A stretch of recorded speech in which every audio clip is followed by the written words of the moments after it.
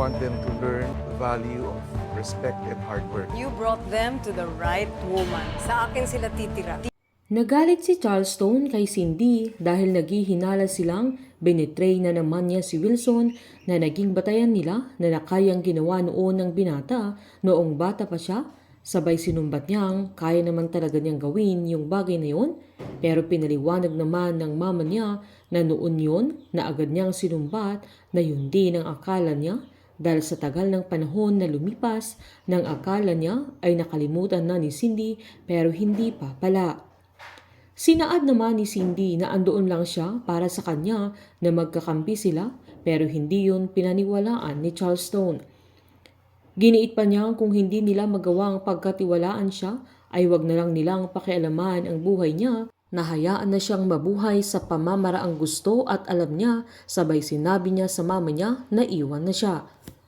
Habang inistok naman ni Caroline ang account ni Edward pero hindi niya mahanap sa friends list niya si Jaime na nakita niyang kausap niya na maging ang account ni Bettina ay chinek din niya. Sakto namang pumasok ang sekretary niya at sinabi niyang tinatanong ni Albert Liao kung anong agenda nila sa meeting nila ni Edward na agad niyang sinabi na tungkol sa lupang plinedge nila na hihingiin niya pero giniit ng sekretary niya na okay na daw ang bagay na yun dahil binigay nila kay Irene para sa project niyang casino at hotel project dahil pinuntahan siya mismo ng dalaga na kinagalit ni Caroline dahil sinulot na naman ng ate niya ang dapat para sa kanya. Habang pumasok naman sila Snoop at Bingo sa isang hideout na sinabi ni Snoop na pwede nilang mabilhan ng mata para kay Lola Nene na nagulat naman si Bingo na ganun ang nadatnan nila na kung sino-sino ang koneksyon ni Snoop na sinabi pa ng kaibigan niyang madami ang may mata pero konti lang ang may pera. Agad silang sinalubong ng isang lalaki at tinanong kung anong hanap nila na agad sinabi ni Bingo na mata ang hinahanap nila. Na agad niyang tinanong kung meron silang tinda at sinabi ng lalaki na meron sabay lumapit pa ang ibang kalalakihan na tinawanan pa sila at sinabing kung makahanap sila ng mata ay parang bumibili lang sila ng candy na saktong nagtakbuhan ang ibang lalaki sa loob dahil may mga pulis na nang-raid sa hideout.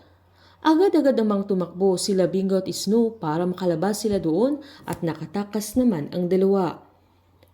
Habang nang mahagilap naman ni Caroline sa Irene ay agad niya itong sinundan, sabay sinumbat niyang hiningi niya yung project sa mga liyaw na kahit alam niyang hihingin niya yun dahil sa project niya.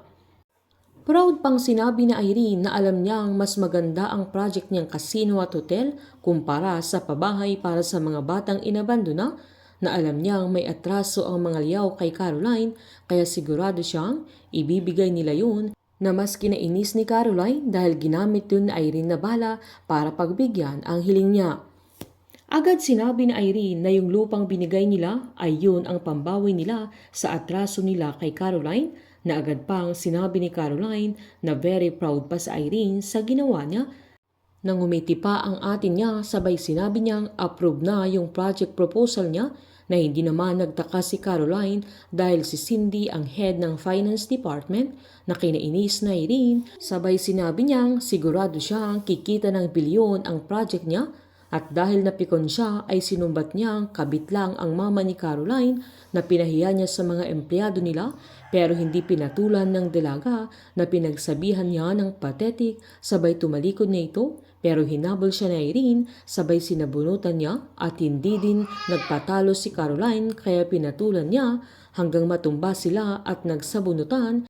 na sinubukan silang awatin ng mga guards pero sumisigaw pa si Irene na mamatay na sana si Caroline na sakto namang kakalabas ni Wilson na kausap niya ang sekretary niya nang marinig niya ang sigawan ng dalawa kaya agad-agad niyang pinuntahan at sumigaw itong tumigil na sila na agad naman silang nagpaawat at agad sinabi na Irene na si Caroline ang nag-umpisa.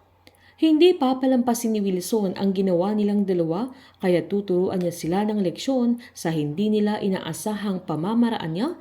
at tatanggalan niya sila Caroline at Irene ng karapatan. Painit ng painit ang mga tagpo, sabay-sabay po nating subaybayan ang advance episode ng Can't Buy Me Love dito po sa aking channel. Patuloy lamang pong manood at mag-subscribe para ma-update po kayo sa mga susunod na episode. Marami pong salamat.